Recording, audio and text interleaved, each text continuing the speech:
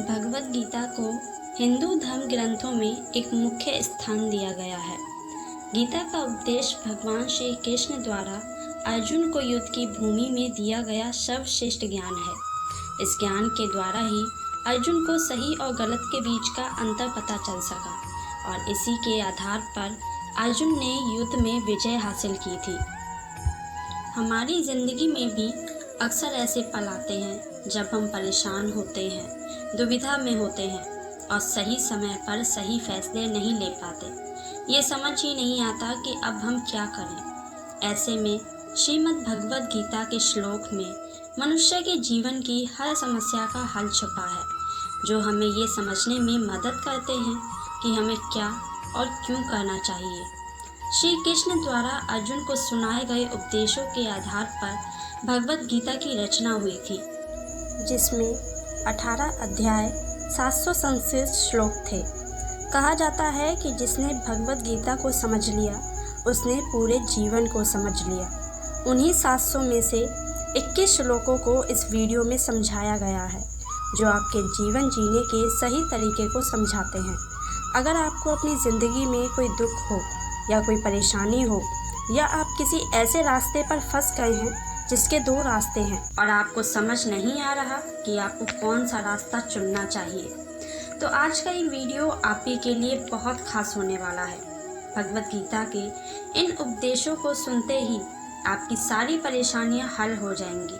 तो फ्रेंड्स, इन उपदेशों को समझने के लिए वीडियो को लास्ट तक ज़रूर देखिएगा। तो चलिए, भगवद गीता के पहले उपदेश में श्री कृष्ण कहते हैं, इंसान को हमेशा अपने गुस्से पर काबू रखना चाहिए। इंसान का गुस्सा एक ऐसा जहर है जो इंसान को मारता तो नहीं है पर जीने भी नहीं देता, क्योंकि गुस्सा इंसान को अपनी तरह विषैला बना देता है। जब इंसान गुस्से में होता है तब वह सामने वाले इंसान को ऐसे शब्द कह देता है जो किसी जहर से कम नहीं लगते।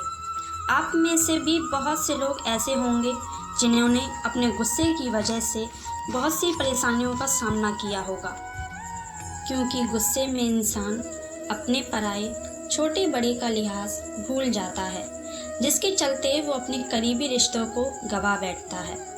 इसलिए अगर आपको कभी गुस्सा आए तो कुछ कहने की बजाय चुप रहने की कोशिश करें या किसी काम में लग जाएं, क्योंकि गुस्से में बोले गए शब्द हमें किसी ना किसी अपने का नुकसान ही करवाते हैं, अपनों का ही दुश्मन बना देते हैं, उनसे दूर कर देते हैं। भगवद गीता का दूसरा उपदेश है खुद की पहचान करना। श्री कृष्ण कहते हैं, जीवन में सफलता पाने के लिए खुद को पहचानना बहुत ज़रूरी है। मतलब सफलता की पहली सीढ़ी खुद को पहचानना ही होता है। खुद पहचानने का मतलब होता है, मैं कौन हूँ, मेरा अस्तित्व क्या है, मेरे अंदर कौन कौन सी कमियां हैं, मेरे अंदर क्या अच्छाइयां हैं, मेरे विचार क्या हैं, मेरी ज़िंदगी का लक्ष्य क्या है, जो काम मैं आज कर रहा हूँ क्या मैं इससे अपने लक्ष्य तक पहुँच सकता हूँ। अगर मेरे इस काम से मेरे उद्देश्य पूरे नहीं हो रहे और मैं अपनी सफलता तक, अपने लक्ष्य तक नहीं पहुँच पा रहा हूँ, तो मुझसे ऐसी क्या गलतियाँ हो रही हैं जिस वजह से मैं अपने लक्ष्य तक नहीं पहुँच पा रहा। इंसान आज के समय में खुद को जानने की बजाय दूसरों को जानने में लग जाता है। अपना पूरा समय, पूरा दिमाग इंसान दूसरों को जानने में लगा देता है, लेकिन फिर भी वह दूसरे इंसान को नहीं जान पाता। अगर इंसान वही समय, वही दिमाग खुद को जानने में लगा दे तो वह अपनी ज़िंदगी में वो सब हासिल कर सकता है जो वो करना चाहता है। इसलिए उठो, जागो और खुद को पहचानो, अपनी ताकत को पहचानो, तभी आप कुछ कर सकते हैं और अपने लक्ष्य तक पहुंच सकते हैं। भगवद गीता का तीसरा उपदेश है, अपने लक्ष्य को हमेशा याद रखें। श्री कृष्ण कहते हैं, अपने लक्ष्य को हमेशा याद रखना चाहिए, लेकिन लक्ष्य निर्धारित करने से पहले खुद से ये सवाल ज़रूर पूछें। पहला, आप उस काम को क्यों करना चाहते हैं? दूसरा, इसका क्या परिणाम होगा? तीसरा, क्या इसमें आपको सफलता मिलेगी? और इन तीनों सवालों के जवाब से आप संतुष्ट हो जाते हैं, तभी उस लक्ष्य की ओर कदम बढ़ाएं। आपने अपने लक्ष्य के बारे में क्या सोचा है, ये आप किसी को भी ना बताएं। चुपचाप बस उस दिशा की ओर मेहनत करते रहें और अगर अपने लक्ष्य के बीच में कोई परेशानी आए तो उससे घबराकर अपने लक्ष्य को बीच में ना छोड़ें। उन परेशानियों का डट कर सामना करें। अपने लक्ष्य पर ध्यान देकर उसके बारे में पॉजिटिव सोच रखकर मेहनत करते जाएं। कभी कभी हम जिंदगी में कई जगह हार जाते हैं, लेकिन ये ज़रूरी नहीं कि पहले आपके साथ जो हुआ आगे भी वही होगा। अपने भविष्य को बेहतर बनाना हमारे ही हाथ में होता है। जिंदगी में अगर लक्ष्य तय से परेशानी हो रही है तो हमेशा याद रखें, आप दूसरों की बजाय अपने हिसाब से अपने लक्ष्य को तय करें। जब काम को आप अपने तरीके से करते हैं तो अपना लक्ष्य निर्धारित करना आसान हो जाता है। बड़ा लक्ष्य तय करने से अच्छा है कोई छोटा लक्ष्य बनाएं। सपने देखना गलत नहीं है, लेकिन सपनों को हकीकत में बदलना चाहते हो तो मन से समझने की कोशिश करें कि आप क्या चाहते हैं। लक्ष्य पूरा करने के लिए आप क्या कर सकते हैं, उस हिसाब से लक्ष्य को निर्धारित करें, उस पर मेहनत करें और आगे बढ़ते रहें। यकीन मानिए, निश्चित जीत आपकी ही होगी। भागवत गीता के चौथे उपदेश में श्री कृष्ण ने मन को नियंत्रण करने के बारे में बताया है, क्योंकि मन चंचल होता है जिसका सही तरह से यूज़ करके हम किसी भी बाधा को पार कर सकते हैं। आपका दिमाग आपके जीवन में अच्छाई के निर्माता के लिए सबसे महत्वपूर्ण है, लेकिन अगर इसका सही उपयोग नहीं किया जाए तो ये आपके जीवन को सबसे विनाशकारी पल भी बना सकता है। आपका मन विशेष रूप से आपके विचार आपके जीवन को प्रभावित करते हैं और इसलिए जीवन को सही तरीके से जीने के लिए हमारा मन पर पूरा नियंत्रण होना चाहिए और ये हमारे हिसाब से ही काम करने कहते हैं। मन का बेचैन होना तो उसका स्वभाव है। हमारे मन को लगता है अगर वो अलग अलग बातों के बारे में सोचता रहेगा तो हमें आने वाली हर मुश्किल और परेशानी से बचा लेगा, पर ऐसा होता नहीं है। हम अपने जीवन में सारा टाइम सोच विचार करने में ही निकाल देते हैं। कभी कभी ऐसा लगता है ज़्यादातर लोग परेशान होने के लिए ही जीते हैं। ज़्यादा परेशानियाँ दुविधा हमारे ही मन की बनाई हुई कहानियाँ होती हैं। हमेशा याद रखिए, आपकी परेशानियाँ सिर्फ आपके मन की एक स्थिति है। इससे छुटकारा पाने के लिए मन को शांत रखते हुए सही दिशा की ओर उपायों पर काम भी आपको ही करना होगा। अगर आप चाहते हैं आपका मन शांत हो तो अपने क्रोध और बुरी बातों से बचें, क्योंकि जब तक मन में क्रोध और बुरी बातें चलती रहेंगी तब तक उसमें प्रेम और शांति प्रवेश नहीं कर सकती। भागवत गीता के 5वें उपदेश में श्री कृष्ण कहते हैं, संगत का असर हमारे पूरे जीवन को बदल देता है। जैसे इंसान के पहनने, ओढ़ने और बोलने के तरीके में, उसके चरित्र में बदलाव आ जाता है। संगति का हमारे जीवन में बड़ा असर पड़ता है, इसलिए संगति हमेशा अच्छे की रखनी चाहिए, जिससे आपके जीवन पर भी अच्छा असर पड़े। क्योंकि कहा जाता है कि खरबूजा खरबूजे को देखकर ही रंग बदलता है। इसका मतलब है हमारी संगति से ही हमारे जीवन में बदलाव आता है। जिस तरह अच्छी संगत से इंसान महान बनता है, वैसे ही बुरी संगति से इंसान विनाश का कारण भी बन जाता है। जैसे अर्जुन ने श्री कृष्ण के साथ रहकर ज्ञान सीखा था, वहीं दुर्योधन ने मामा शकुनी के संगत से अपना विनाश ही देखा था। अच्छी संगति एक पारस के समान होती है। जैसे पारस के छूने से लोहा भी सोना बन जाता है, उसी प्रकार अच्छी संगति से बुरा इंसान भी अच्छा बन जाता है। लेकिन वहीं अगर इंसान बुरी संगति चुनता है तो उसका पूरा जीवन नरक हो जाता है। भागवत गीता के 6ठे उपदेश में श्री कृष्ण कहते हैं, ज्ञानी और अज्ञानी व्यक्ति को आसानी से समझाया जा सकता है, लेकिन अर्धज्ञानी व्यक्ति को तो खुद ब्रह्मा जी भी नहीं समझा सकते। किसी भी चीज़ का अधूरा ज्ञान बहुत खतरनाक होता है। ऐसा ज्ञान किसी काम का नहीं होता। ये दूसरों के साथ हमारा खुद का भी नुकसान करवाता है। इसलिए किसी काम के बारे में पूरी जानकारी ना हो तो उस काम को नहीं करना चाहिए। किसी चीज़ के बारे में पूरी ज्ञान का ना होना, किसी को उसका ज्ञान ना दे, किसी को कोई ऐसी सलाह ना दे जिसके बारे में आपको ही अच्छे से कुछ पता ना हो, क्योंकि ऐसा करने से हो सकता है किसी का कोई काम बिगड़ जाए या किसी का कोई नुकसान हो जाए। भागवत गीता के 7वें उपदेश में श्री कृष्ण कहते हैं, दोस्त और दुश्मन की पहचान करना। अगर हमें अपने जीवन में सफल होना है तो हमें ऐसे दोस्तों की ज़रूरत होती है जो हमें आगे बढ़ने की प्रेरणा दें।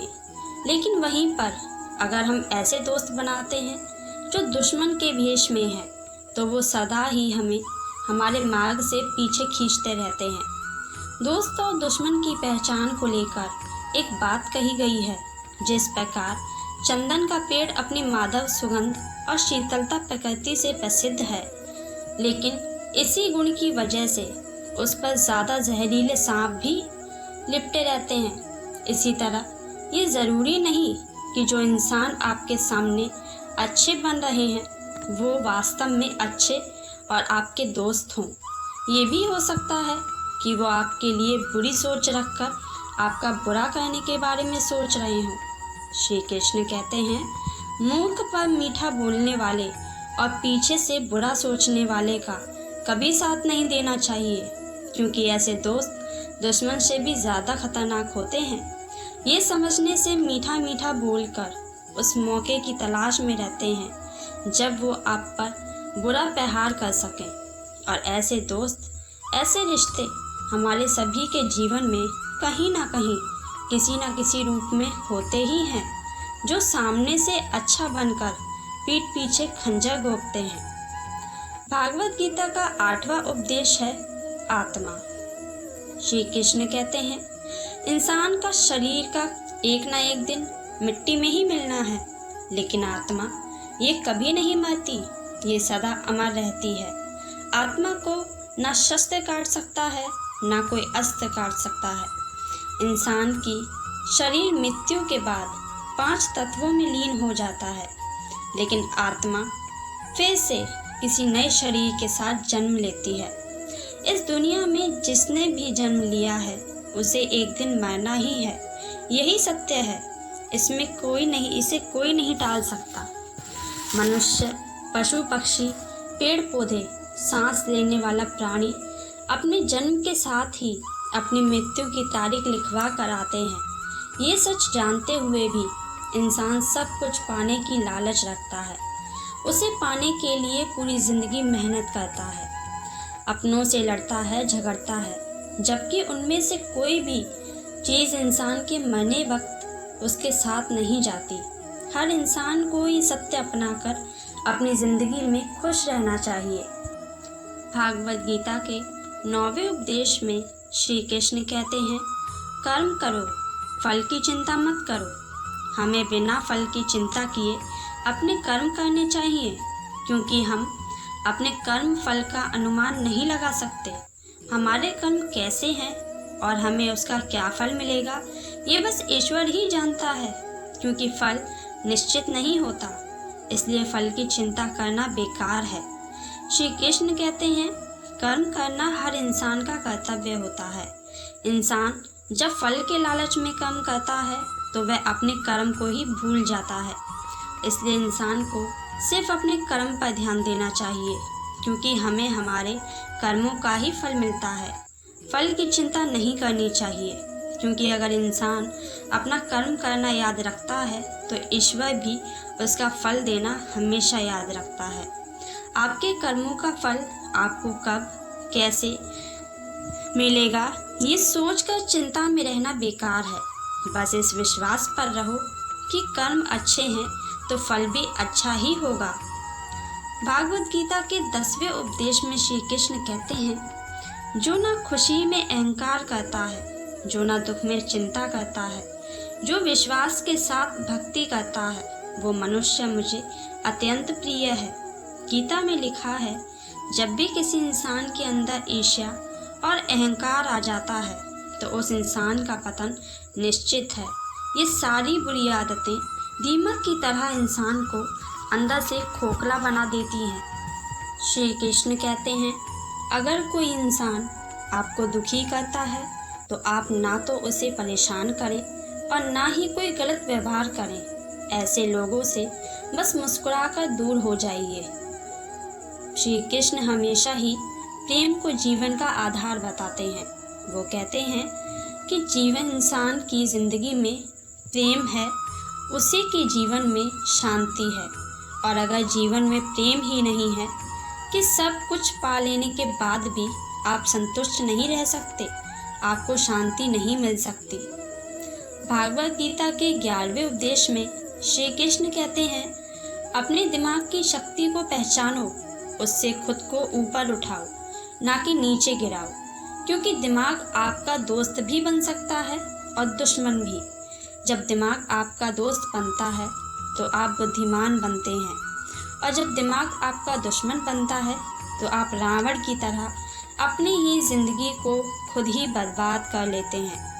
इंसान अपने भाग्य को खुद ही बनाता और बिगाड़ता है। जो इंसान खुद की मदद करता है, ईश्वर भी उनकी मदद ज़रूर करते हैं। इंसान सोचता है कि भगवान उसकी मदद नहीं कर रहा, जबकि वो खुद ही कोई काम करना नहीं चाहता। हमें बाज़ार से छोटी सी चीज़ खरीदने पर भी उसकी कीमत देनी पड़ती है। तो सोचिए, अपनी ज़िंदगी में शांति और खुशी पाने के लिए हमें कितनी कीमत चुकानी होगी। भगवत गीता के 12वें उपदेश में श्री कृष्ण कहते हैं, जिस इंसान के द्वारा किसी को कोई परेशानी नहीं होती, कोई दुख नहीं पहुंचता, जो सुख और दुख चिंता हर हालात में एक समान रहता है, वो इंसान मुझे अति प्रिय है, क्योंकि उसे इस बात का ज्ञान होता है, सुख दुख चिंता ये कभी हमेशा के लिए नहीं रहती, ये समय के साथ बदल जाती है। और ऐसे में उस इंसान को ईश्वर पर विश्वास रहता है। भागवत गीता के 13वें उपदेश में श्री कृष्ण कहते हैं, इस दुनिया में ज्ञान के समान पवित्र करने वाली कोई वस्तु नहीं है। जिसने ज्ञान प्राप्त कर लिया वो अज्ञानता से मुक्त हो जाता है। भागवत गीता के 14वें उपदेश में श्री कृष्ण कहते हैं कि इंसान का जीवन अनमोल है। इस बात से कोई इनकार तो नहीं करता, पर यह भी एक परेशानी है कि हम ईश्वर की दी इस जिंदगी को, इस शरीर को उतना महत्व नहीं देते जितना महत्व हमें देना चाहिए। हम अपने शरीर के ऊपरी हिस्से रंग रूप को बहुत महत्व देते हैं, लेकिन मन में ईश्वर बैठता है, इसको महत्व देना कोई ज़रूरी नहीं समझता। इसलिए हम सुख दुख के बीच में फंस कर रह जाते हैं और दुख का निर्माण ही नहीं कर पाते। आज अगर सबसे ज़्यादा ज़रूरी कुछ है तो वो है खुद का निर्माण। ईश्वर ने हमें श्रेष्ठ बनाया है, लेकिन हमें अपने मन, कर्म, वचन से भी खुद को श्रेष्ठ बनाना होगा। जितना ध्यान हम अपनी सुंदरता, रूप रंग का करते हैं, उतना ध्यान हमें अपने ईश्वर रूपी मन को भी देना चाहिए। उसके लिए हमें सिर्फ अच्छाइयों से सकारात्मक सोच पर ध्यान देना होगा। हमें औरों के साथ साथ अपने अच्छे गुणों पर भी ध्यान देना होगा। हमारे अंदर ईश्वर ने सभी अच्छे गुण दिए हैं, बस हमें उन्हें पहचानना होगा और उनका सही उपयोग करके हम अपना निर्माण कर सकते हैं। क्योंकि जब हम अपना निर्माण कर लेते हैं, मन से अच्छे हो जाते हैं, तो हमें हमारे आसपास के सभी लोग अच्छे ही लगने लगते हैं। हमारी ज़िंदगी शांति और खुशी से भरी हुई लगती है। याद रखिए, आपकी पहचान आप नहीं बल्कि आपका स्वभाव होता है। जब आप मन से अच्छे हो जाते हैं, अच्छे विचार रखते हैं, तो सभी के 15वें उपदेश में श्री कृष्ण कुंती पुत्र से कहते हैं, सुख दुख का आना और समय आने पर चले जाना सर्दी गर्मी के मौसम की तरह आने जाने जैसा है। जिस प्रकार सर्दी गर्मी आती जाती है, उसी प्रकार दुख और सुख भी आते जाते रहते हैं, हमें उन्हें स्वीकार करना चाहिए। जिस प्रकार सर्दी गर्मी हमेशा के लिए नहीं रहती, उसी प्रकार सुख और दुख भी हमेशा के लिए नहीं रहते, वक्त के साथ ये भी बदल जाते हैं। भागवत गीता के 16वें उपदेश में श्री कृष्ण कहते हैं कि किसी को युद्ध से मारने से नहीं डरना चाहिए, क्योंकि युद्ध में किसी एक की हार और दूसरे की जीत निश्चित है। यह उपदेश अर्जुन को दृढ़ संकल्प के साथ उठने और एक योद्धा के रूप में अपना कर्तव्य पूरा करने के लिए प्रोत्साहित करता है। इससे हम ये सीख सकते हैं कि बिना डरे हमें अपने कर्तव्य का पालन करना चाहिए और अपनी जिंदगी। भागवत गीता के 17वें उपदेश में श्री कृष्ण कहते हैं, आस्था और विश्वास दो मजबूत स्तंभ हैं, जिनके सहारे हम पहाड़ों को भी हिला सकते हैं। विश्वास के बिना हम जो भी करते हैं वो सब बेकार है। इसलिए कुछ भी करने से पहले, कोई फैसला लेने से पहले ये देखें कि आपको उस पर विश्वास है, क्या वो आपके लिए सही है। जब आपको खुद पर और खुद के लिए फैसले पर विश्वास हो, तभी आप आगे बढ़ें।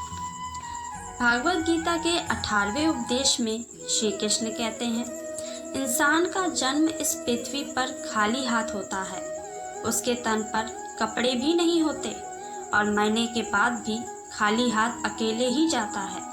लेकिन जब तक इस पृथ्वी पर जीता है, पैसों के पीछे भागता रहता है, कीमती चीज़ों के पीछे भागता रहता है, पैसों के लिए लोगों के साथ बेईमानी करता है, अपनों को नुकसान पहुंचाता है, दिन रात मेहनत भी करता है, लेकिन फिर भी मरते टाइम कुछ भी अपने साथ नहीं ले जा पाता, तो फिर लोभ और लालच किस बात का। ये हमारे सभी के जीवन की बहुत बड़ी सीख हो सकती है, तो इसे ज़रूर अपनाइए। भागवत गीता के 19वें उपदेश में भगवान श्री कृष्ण कहते हैं, आज आप जो भी हैं वो अपनी सोच की वजह से हैं। इसलिए अगर अपनी ज़िंदगी में किसी भी काम में सफल होना चाहते हो, तो उसके लिए सकारात्मक सोच रखना ज़रूरी है, क्योंकि आप सकारात्मक सोच के साथ काम करते हो तो सफल होने की संभावना ज़्यादा रहती है, और अगर नकारात्मक सोच के साथ काम करते हो तो आप कभी सफल नहीं हो सकते। अगर आपको सफल होना है तो अपनी सोच को हमेशा सकारात्मक रखना होगा। भागवत गीता के 20वें उपदेश में श्री कृष्ण कहते हैं, अगर आप चाहते हो कि लोग आपसे प्यार करें, आपको सम्मान दें, तो आपको लोगों के दिलों को जीतना होगा। उनके साथ प्रेम भाव से, आदर सम्मान के साथ व्यवहार करना होगा, फिर आपका भी सम्मान होगा।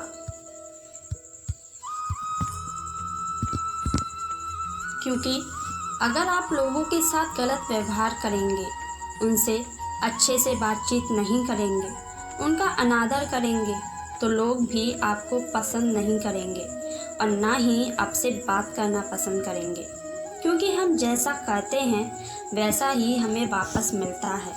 इसलिए दूसरों से सम्मान पाने के लिए पहले आप उनका सम्मान करो, अच्छा सुनने के लिए अच्छा बोलो, तभी आप लोगों का दिल जीत सकते हैं।